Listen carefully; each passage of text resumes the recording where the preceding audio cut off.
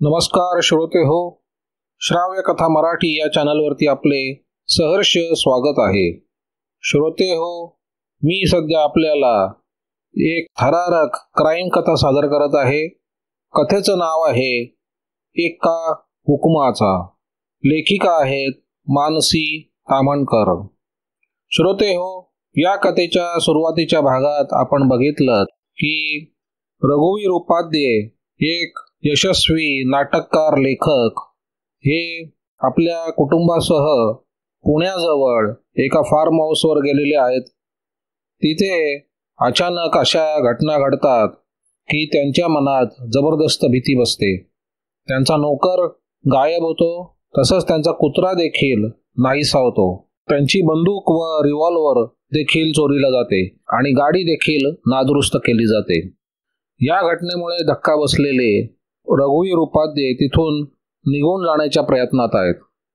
इकडे एक फार मोठा गुन्हेगार मोहिनीराजन मुदलियार, ज्याने आता गुन्हे करणं सोडून दिलेलं आहे आणि जो सन्मार्गाला लागलेला आहे असं दाखवतो, त्याचे 8 कोटी रुपयाचे नुकसान झालेले आहे आणि ते नुकसान भरपाई करण्यासाठी तो एका गुन्ह्याचा कट रचत आहे.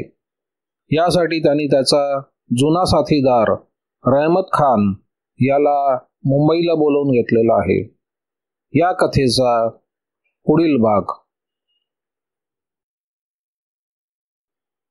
गुरुवारची सकाळ. मोहिनीराजन मुदलियार डायनिंग टेबलाजवळ आरामात बसला होता. हातातील हिंदुस्तान टाइम्स त्यानं चाळून बघितला. रूपा त्याच्या पुढ्यातील कपामध्ये कॉफी ओतत होती. रूपानं तयार केलेल्या फ्रेंच ऑमलेटचा स्वाद घेण्यासाठी त्यानं प्लेट पुढे ओढली. पहिला घास घेतल्यानंतर अचानक मोहिनीराजन म्हणाला, रूपा, रहमत खान भेटायला येणार आहे मला. रात्रीचं जेवण तो माझ्याबरोबरच घेईल. त्याचं बोलणं ऐकून रूपाच्या हातातील कॉफी केटली निसटणारच होती, पण ती सावरली. तरी सुद्धा थोडीशी कॉफी टेबल क्लॉथवर सांडलीच. तिनं गोंधळून विचारलं, कोण येणार आहे? रहमत खान कुरेशी. विसरलीस का त्याला? मोहिनीराजन तिच्याकडे न पाहता समोरच्या खिडकीबाहेर नजर टाकत म्हणाला आणि त्यानं फ्रेंच ऑमलेटचा एक आणखी तुकडा उचलला. रहमत खान? तुमच्या म्हणण्याचा अर्थ तो लंपट, तो जेलमध्ये जाऊन आलाय तो? हो, त्याला सुटून 2 वर्ष होऊन गेली रूपा. तो सुधारलाय म्हणे, पण पूर्वी तर तो तुला आवडायचा. रूपाचा चेहरा गोरामोडा झाला. ती मटकन खुर्चीत बसली. तो इथे कशासाठी येणार आहे? सहजच, त्याचा स्वतःचा बिझनेस आहे. मोहिनीराजन कॉफीच्या कपातील साखर चमच्याने ढवळत म्हणाला. त्यानं काल मला फोन केला होता. बिझनेसच्या कामासाठी तो मुंबईला आलाय. त्याचं काम आटोपल्यानंतर मला भेटायला तो येणार आहे. मी त्याला जेवणाचं आमंत्रण दिलंय. यात वाईट काय आहे? तो एक प्रामाणिक माणूस आहे. प्रामाणिक?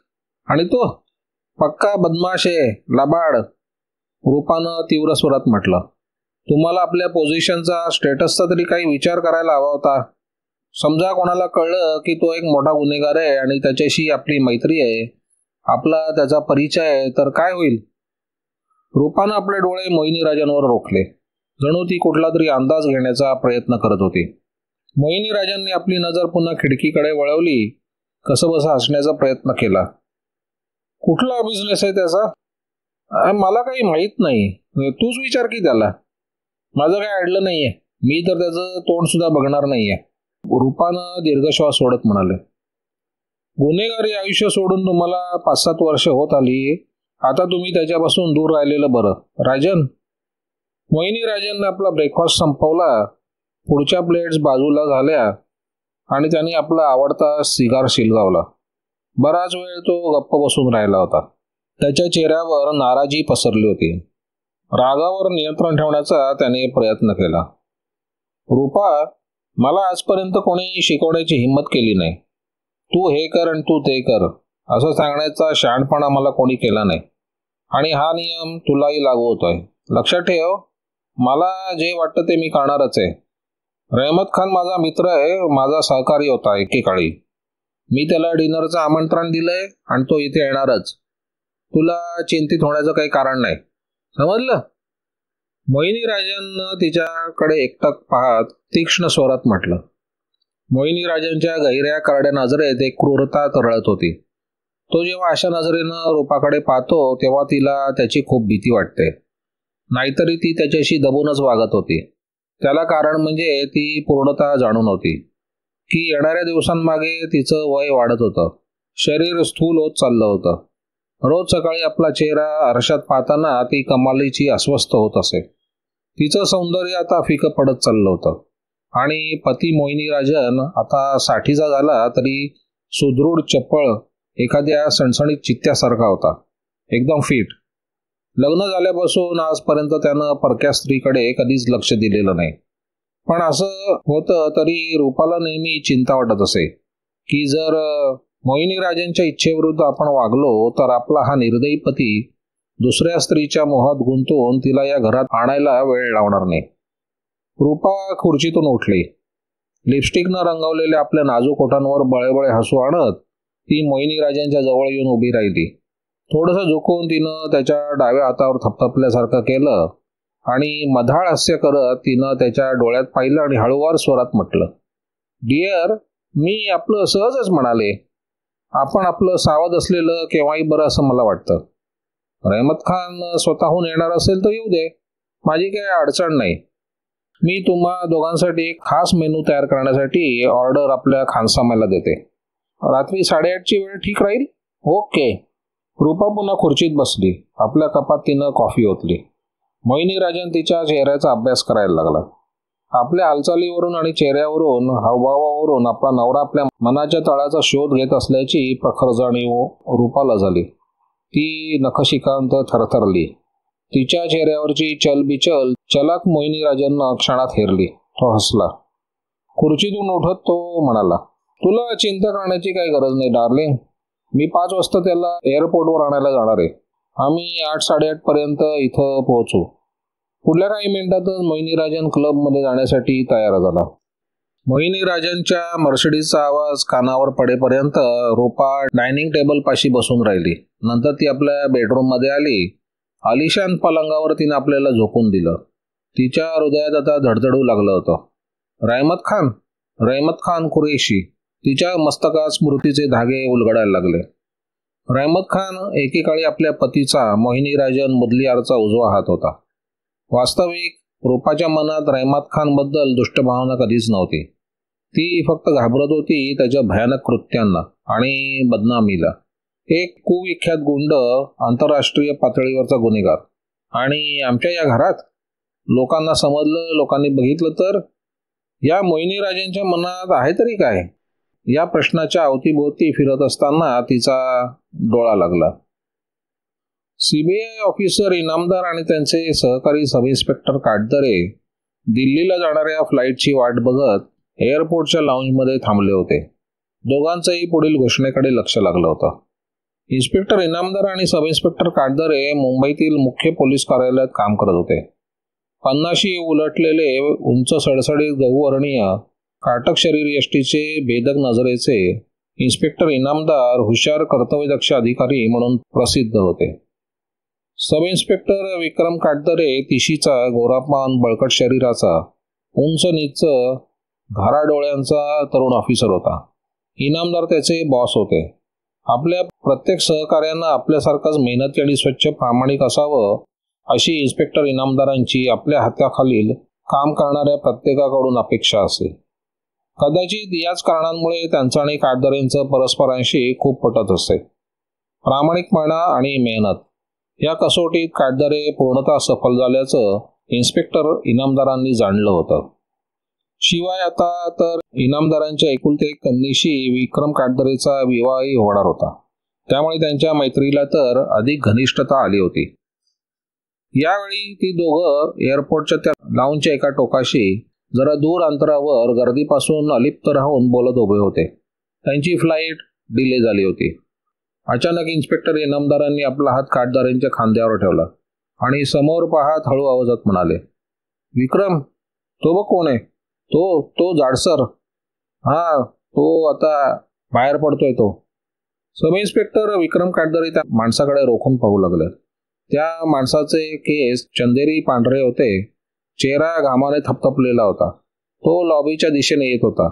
त्याला ओळखलं नसल्यामुळे काटदारेने प्रश्नार्थक नजरेनं इनामदारांकडे पाहिलं. इन्स्पेक्टर इनामदार आपल्या जागेवरून सरकले. काटदारे, नीट निरखून पहा. मला या बदमाश माणसात बराच रस आहे. काटदारे हसले आणि पुढच्या क्षणी दोघंही त्या माणसाच्या मागे चालू लागले. त्या माणसाच्या हातात एक नवी कोरी चामड्याची छोटी बॅग होती. एक्झिट दरवाजातून तो बाहेर पडला. काटदारे आणि इनामदार त्या दरवाजाजवळ थांबले. त्याच्या पाठमोऱ्या आकृतीकडे पाहू लागले. तो रहमत खान आहे. काटदारेंकडे पाहत इनामदार म्हणाले. तुला काय आठवतंय? तू त्याला तसं कधी भेटलेला नाहीयेस, पण त्याचा रेकॉर्ड तू वाचला असशील. रहमत खान? हां, आलं लक्षात. हाच का तो रहमत खान? मी याचा रेकॉर्ड बारकाईने वाचलाय. मोहिनी राजन मुदलियारचा उजवा हात होता. बराच काळ जेलमध्ये होता. 2 वर्ष झाली याला सुटून. सुटल्यानंतर त्यानं काहीच केलेलं नाही. त्याला चांगला ख्याली खुशाली दिसतोय पठ्ठ्या. सर, सुटकेस बघितली का हातातली त्याच्या? बरीच महाग दिसते. मी सगळं पाहतोय काटदारे, पण तो इथं आता काय करतोय? बघ बघ, तुझ्या डाव्या बाजूस बघ. तो मोहिनी राजन आहे. त्याच वेळी अनाउन्समेंट झाली. दिल्लीवर जाणाऱ्या प्रवाशांनी गेट नंबर 4 जवळ जाण्याची ती सूचना होती. गेट नंबर 4 जवळ जाण्यापूर्वी इन्स्पेक्टर इनामदार आणि सब इन्स्पेक्टर काटदारेंनी मोहिनी राजन आपला उजवा हात हलवून रहमत खानचं स्वतःकडे लक्ष वेधवतोय असं बघितलं. इन्स्पेक्टर इनामदार बराबर विचार करू लागले आणि म्हणाले, मोहिनी राजन आणि रहमत खान दोघं एकत्र एकाच ठिकाणी? हा नक्कीच योगायोग नाही. आणि हा जर योगायोग नाही तर याचा अर्थ विक्रम कुठल्या तरी संकटाची नांदी होणारे पक्क आहे. मोहिनी राजननी आपलं प्रतिष्ठित जीवन सोडून परत आपला जुना धंदा सुरू केला की काय? काटदारेंनी प्रश्न उद्गारला, पण साशंक स्वरात म्हटलं. पण सर, इतका भरपूर पैसा जवळ असताना मला काही वाटत नाही तो परत असा काही करेल म्हणून. तुम्हाला काय वाटतं? मी या बाबतीत काहीच सांगू शकत नाही. पण मला अद्याप कळलं नाही की ॲडव्होकेट बानींनी आत्महत्या का केली. तो बराच काळ मोहिनी राजनचा आर्थिक सल्लागार होता. बानी त्याचा पैसा बऱ्याच लाभदायक धंद्यामध्ये इन्व्हेस्ट करत होता. मग अचानक असं आत्महत्या करण्याचं कारण काय? जाऊ दे, काय कारण असेल ते. या दोघांना नजरेआड करून चालणार नाही. दोघांवर बारकाईने आपल्याला लक्ष ठेवायला हवं. हेड ऑफिसला वायरलेस मेसेज पाठवण्याची व्यवस्था तू कर.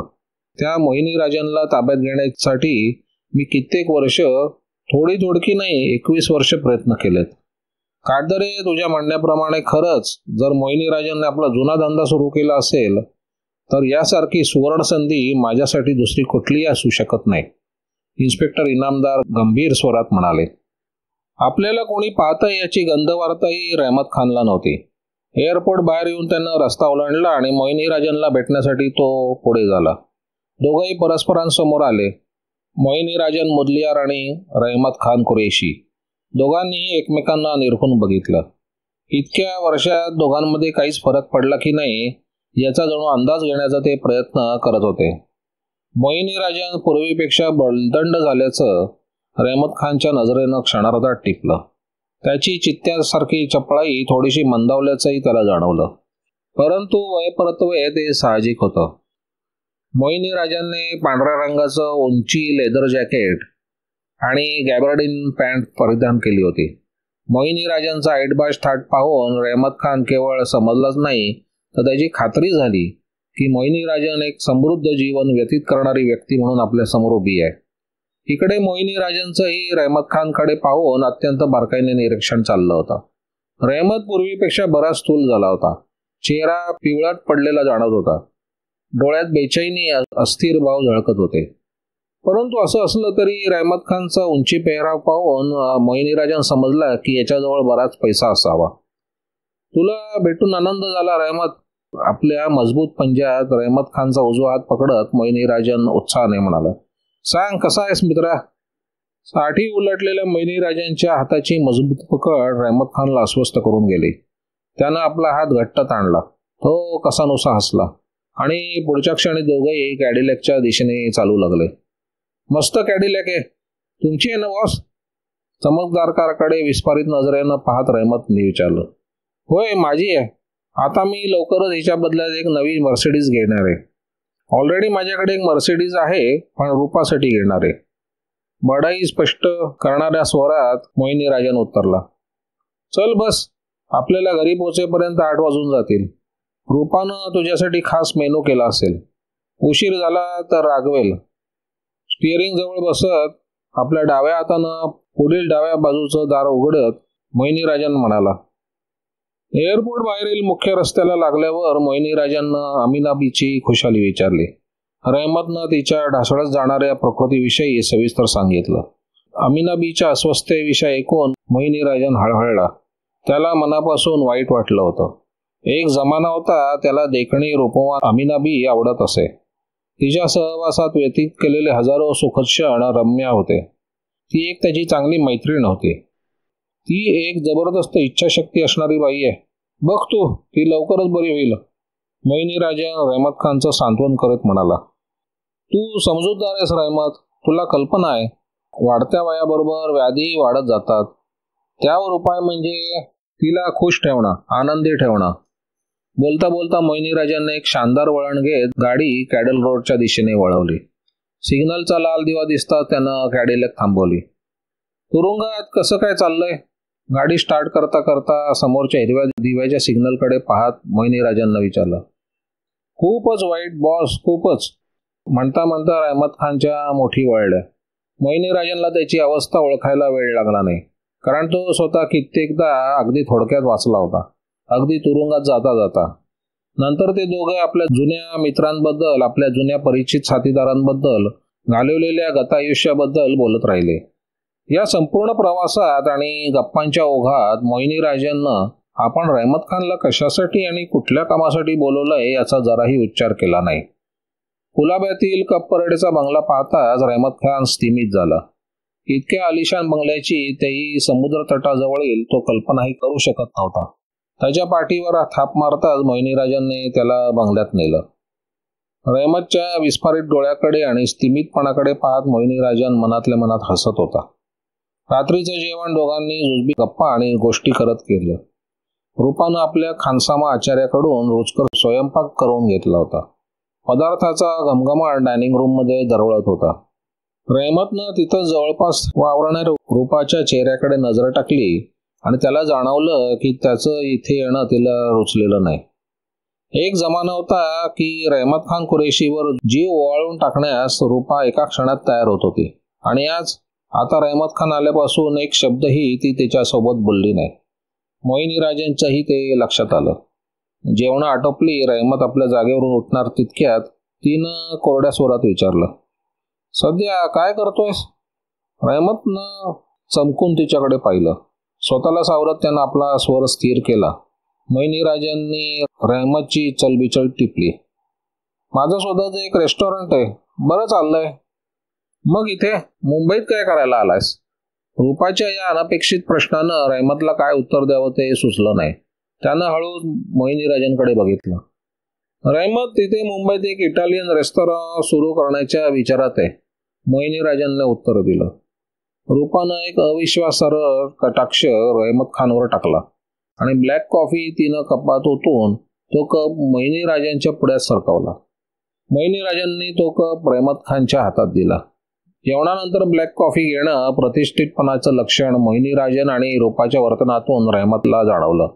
आणि हाच का तो गुंड, बदमाशांचा एकेकाळचा बॉस, मोहिनी राजन मुदलियार? असा कुतूहल मिश्रित प्रश्नही पुसटसा त्याच्या मनात चमकून गेला.